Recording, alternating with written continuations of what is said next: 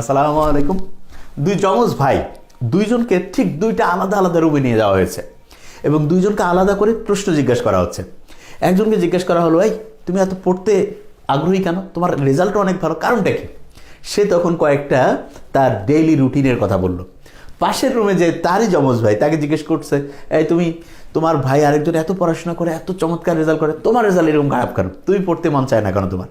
সে তখন তার ডেইলি রুটিনের মধ্যে কয়েকটা নিয়মের কথা বলল।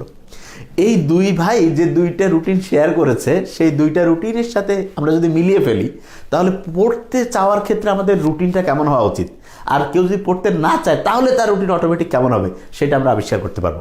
তার আগে ক্যাল নিউপোর্ট বলে একজন বিখ্যাত মানুষের ডিপ ওয়ার্ক বলে একটা বই আছে, সেই বইয়ের কয়েকটা ঘটনা বলি।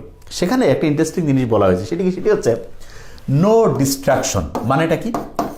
তিনি বলেছেন, কেউ যদি কোনো ভালো কাজ শুরু করতে চায়, তাহলে তার প্রথম যে জিনিসটা মাথায় রাখতে হবে যে এমন একটা কাজও করা যাবে না যেই কাজটা থেকে হাই ডোপামিন করণ হয়। হাই ডোপামিন মানে হচ্ছে অল্প একটু পরিশ্রম করলেই দেখা যাচ্ছে ডোপামিন করণ হচ্ছে। যেমন দেখা যাচ্ছে আমরা যখন মোবাইলে ফেসবুকের মধ্যে ঢুকি বা দেখা যাচ্ছে যে সোশ্যাল মিডিয়া আমরা অ্যাক্টিভ থাকি, তখন কিন্তু ঘন্টার পর ঘন্টা আমরা সময় অপচয় করে ফেলি, কিন্তু টেরও পাই না। কী কারণে? কারণ প্রতি মুহূর্তে আনইউজুয়াল কিছু দেখছি, এর পরের পোস্টটা কী হবে আমরা জানি না, কোথায় থেকে কি আসবে সেটাও আমরা বুঝতে পারি না। এবং ওই মিডিয়াটাকে এমনভাবে ডিজাইন করা হয়েছে যাতে করে সবসময় একটা আনপ্রেসিডেন্টেড, বলা যেতে পারে যে আনএক্সপেক্টেড জিনিস হচ্ছে যে আমাদের সামনে চলে আসে, এবং তখন হাই ডোপামিন করণ হয়, এবং তখন মনে হয় যে ঠিক আছে, 5 মিনিট 10 মিনিট এরকম করতে করতে ঘন্টার পর ঘন্টা চলে যায়। অথচ যে কোনো শিক্ষার্থী যখন পড়তে বসে, তখন দেখা যাচ্ছে যে তার কিন্তু ডোপামিন ক্ষরণটা লো হয়। তার মানে হাই ডোপামিন ক্ষরণের কাজে যদি কেউ অ্যাক্টিভ থাকে, তখন তার লো ডোপামিন ক্ষরণের কাজ করতে আর মন চাবে না। অথচ আমরা প্রত্যেকেই জানি যে পড়ার সময় আমাদের লো ডোপামিন ক্ষরণ হবে, কিন্তু আমরা হাই ডোপামিন ক্ষরণের কাজটা করার পরে ওইটা কাজ করতে চাই, এবং এই কারণে তখন দেখা যায় পড়াশোনায় আর মন চায় না। তার মানে যে কেউ যদি আগে মোবাইলের মধ্যে ব্যস্ত হয়ে যায় যে আমি পড়াশোনাটা পরে শুরু করব, তাহলে হাই ডোপামিন ক্ষরণের কাজে অ্যাক্টিভ হওয়ার কারণে লো ডোপামিন ক্ষরণের কাজ যে রয়েছে সেইটা তার আর ভালো লাগবে না, এবং যখন ভালো লাগবে না তখন সে ডিপ্রেশনের মধ্যে পড়বে। এই জন্য সবসময় গোপাল ভাঁড়ের একটা ঘটনার কথা আমরা মনে রাখতে পারি। রাজা সহ সবাই খেতে বসছে, অনেক খাবারের আইটেম আছে। রাজা জিজ্ঞেস করলো, কোন আইটেম দিয়ে শুরু করবো? তখন গোপাল ভাঁড় বললো যে সবচেয়ে ওই খাবারগুলোর মধ্যে দেখা যাচ্ছে সবচেয়ে যেই খাবারের আইটেমটা তুলনামূলক স্বাদের দিক থেকে কম, বলছে যে রাজামশাই আমরা এই খাবারটা দিয়ে শুরু করি, তাহলে এরপরে যাই খাবো মজা লাগবে।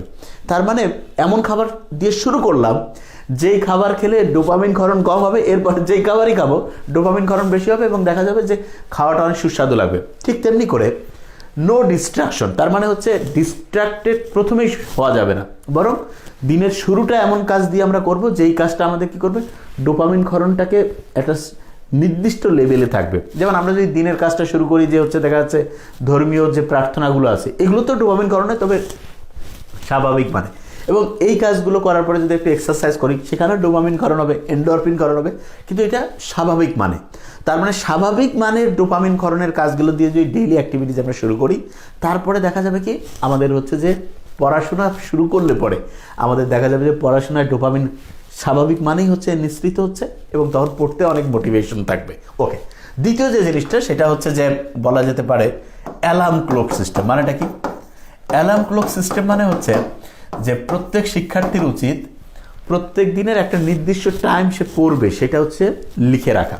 যেমন ধরা যেতে পারে যে সকাল 7টা থেকে সে হচ্ছে 8টা পর্যন্ত ধরা যাক যে বায়োলজি পড়বে, তারপরে ধরা গেল যে 9টা থেকে 10টা পর্যন্ত সে হচ্ছে যে ফিজিক্স পড়বে। এরকম করে 3 থেকে 4 ঘন্টা 5 ঘন্টা টাইম সে এরকম করে বুক করে লাগবে, ব্লক, এবং সেই সময়টা সে কি করেছে সেটা সে লিখে ফেলবে। ধরা যাক যে 7টা থেকে 8টা সে পড়েছে, তাহলে হচ্ছে স্টাডিং। আর যদি সে পড়তে না পারে তাহলে কি লিখবে? I wasted my time on gossiping, I wasted my time on gossiping, বা I wasted my time on facebooking. তার মানে সে ওই সময় কি করেছে সেইটা যখন লিখবে, এইটা পজিটিভলি তাকে হচ্ছে মোটিভেটেড করবে, তার না হলে নেগেটিভলিও তার মনের মধ্যে একটা আসবে, ও আচ্ছা আমি তাহলে আমার সময় অপচয় করছি, তাহলে আমাকে ভালো করতে গেলে সময়টাকে কাজে লাগাতে হবে।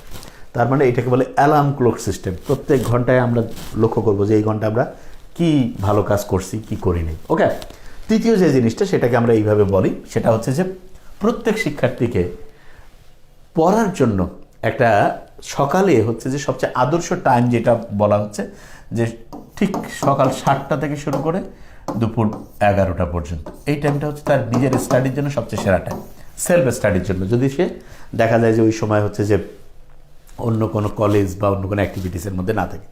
আরেকটা টাইম হচ্ছে যে ধরা যেতে পারে যে বিকাল 5টা থেকে শুরু করে রাত হচ্ছে যে 9টা-10টা পর্যন্ত।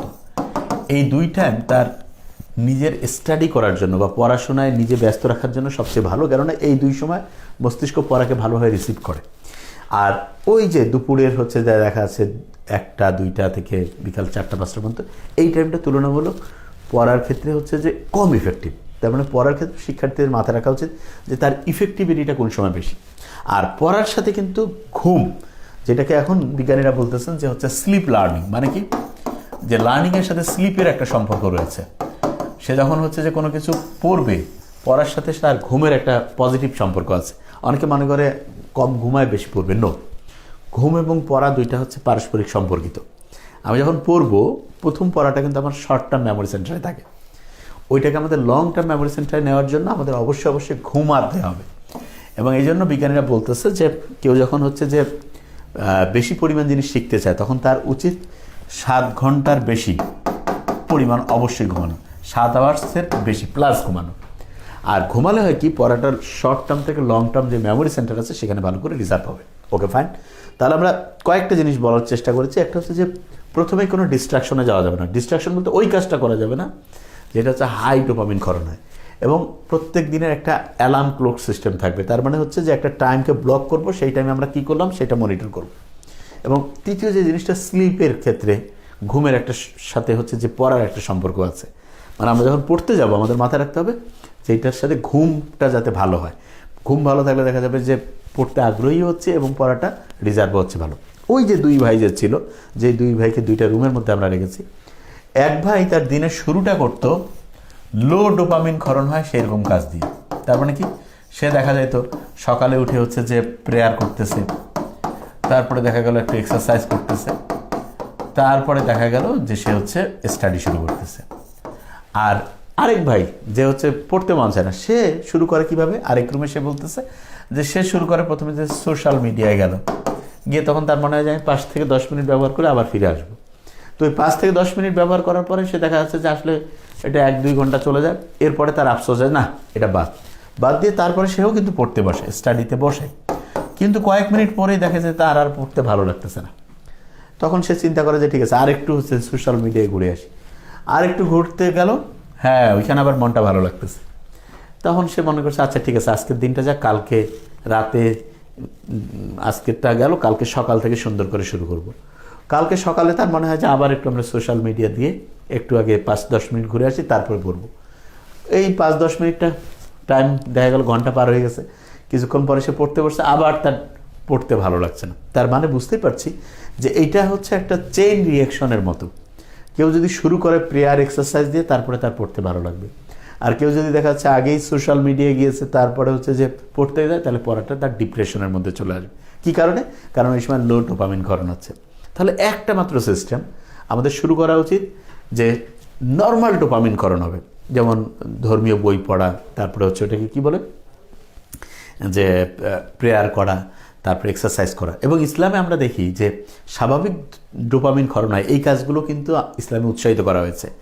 যেমন পারিবারিকভাবে সবাই একতাবদ্ধ থাকা, সবাই মিলে গল্পগুজব করা, এগুলো হচ্ছে স্বাভাবিক ডোপামিন ক্ষরণ।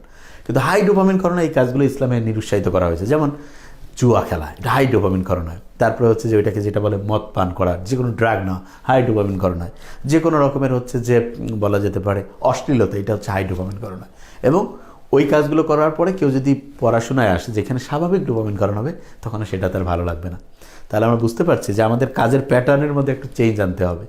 প্রথমে আমাদের স্বাভাবিক ডোপামিন ক্ষরণে সেই কাজগুলো দিয়ে শুরু করতে হবে, তারপরে পড়াশোনা করতে করতে থাকলে, তারপরে হ্যাঁ আমরা যে কোনো দিনের একটা টাইম যে ডিস্ট্রাক্টেড টাইম রাখতে পারি, যে ঠিক আছে আমরা দিনের 30 মিনিট থেকে 60 মিনিট 50 মিনিট, যে ওই টাইমে আমরা শুধু জাস্ট দেখা গেলো দুপুর 12টা-1টার দিকে যে আমরা মোবাইলে একটু যার যেটা মন চাচ্ছে যে হচ্ছে যে সে ফেসবুকিং করলো, ইউটিউবিং করলো, কিন্তু তারপরে একটা হচ্ছে যে একদম নামাজ কালাম পড়ে একটা রেস্ট দিয়ে আবার সে দুপুরের পর থেকে সুন্দর করে স্বাভাবিক ডোপামিন ক্ষরণের যে কাজ, মানে হচ্ছে স্টাডির মধ্যে যে ফিরে আসে দেখা যাবে তার পড়ার যা আগ্রহ ইনশাল্লাহ বহুগুণে ফিরে যাবে। Thank you so much. আসসালামু আলাইকুম।